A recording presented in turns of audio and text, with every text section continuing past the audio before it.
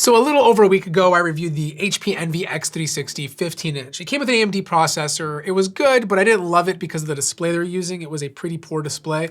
But this is the 13-inch version, and for its price of $1179, you're getting a 2K plus OLED display, and it looks really good on this laptop.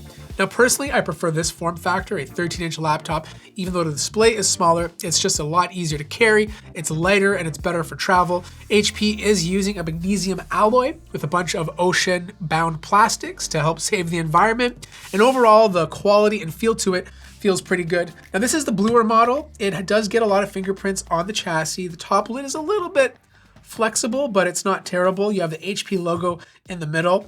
The ports are not too bad. Like on the left-hand side, you have an audio jack, and then you have your micro SD card slot. You have a USB-A port. Again, I'm not a fan of these flaps. They do break easy. So as I always say in these HP videos, be very careful when you're plugging in a USB peripheral. On the right-hand side, you have two Thunderbolt 4 ports and another USB-A port. Now, unfortunately, there's no RJ45, but what it does have is Wi-Fi 6E, which means I got to test out my new Deco XE75 Pro Wi-Fi 6E tri-band mesh system by TP-Link, who was kind enough to partner on this video. The speeds can go up to 2.4 gigabits per second, but since my internet connection is only 1 gigabit per second, it had zero problems handling it. The first thing I noticed is how much smoother my Wi-Fi experience has been compared to my old system. My studio is in a commercial condo, and I'm surrounded by other Wi-Fi networks that use older legacy bands. But since the Deco XE75 Pro has a 6 gigahertz band, it does a much better job of avoiding any interference and also acts as a backhaul. The design is super clean and it can connect up to 200 devices. There's 3 Lan ports on the back, 2 1 gigabits per second ports, and 1 2.5 gigabit per second port for multi-gig internet. Now I'm using the tri-pack, which can cover up to 7,200 square feet, but if that's a bit too much coverage, there's a 2-pack option as well. Upgrading from Wi-Fi 5 to Wi-Fi 6E is the best upgrade you can make for a better Wi-Fi experience. The Deco XE75 Pro is one of the most affordable and fastest Wi-Fi 6E mesh systems you can buy today.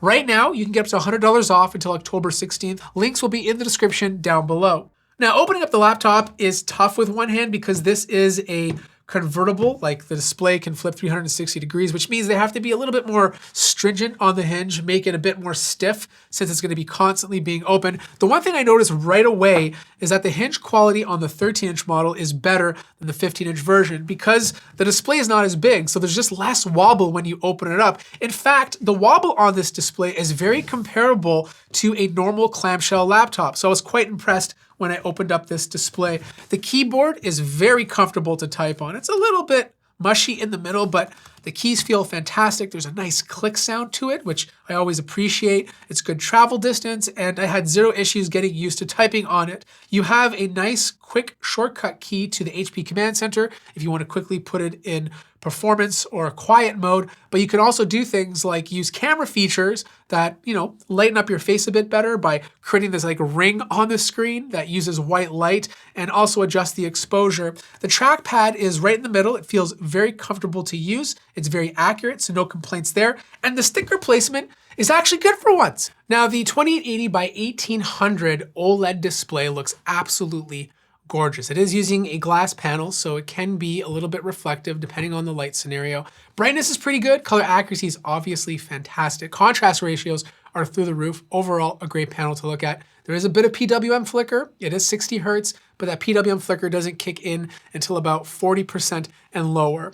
There's Windows Hello, facial recognition to log you in, but there's no fingerprint scanner in case you want to use something physical. There's a bit of bezel on the bottom, but overall the bezels are fairly thin on the sides. Now, performance has been pretty solid. Like this is an i7-1260U CPU. It doesn't beat out the Ryzen 7 version I tested in the 15-inch model when it comes to synthetic benchmarks, but depending on what you're doing, this excels in some areas and the R7 excels in others. For example, if you're doing anything specifically CPU related, like Mozilla Firefox or compiling code, then the 15-inch Ryzen version will be a bit faster.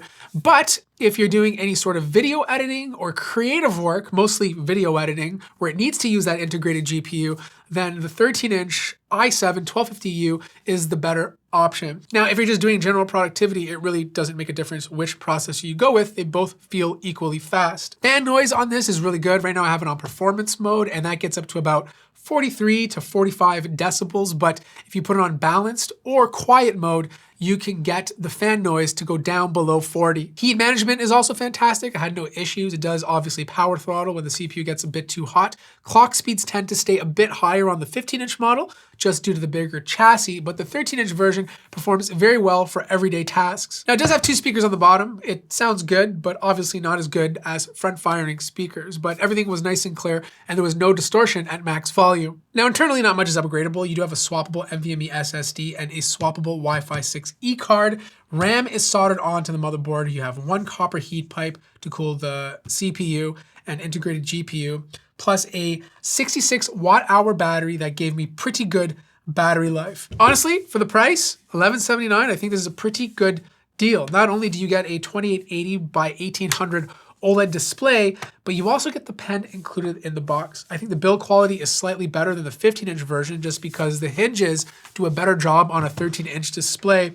And the i7 paired with the very fast NVMe SSD make this a great choice if you're buying this for work or even back to school. If you're interested in checking it out, I'll place links in the description down below, or let me know if you have any questions. Like the video if you liked it, subscribe if you haven't already, and I'll see you guys in the next one.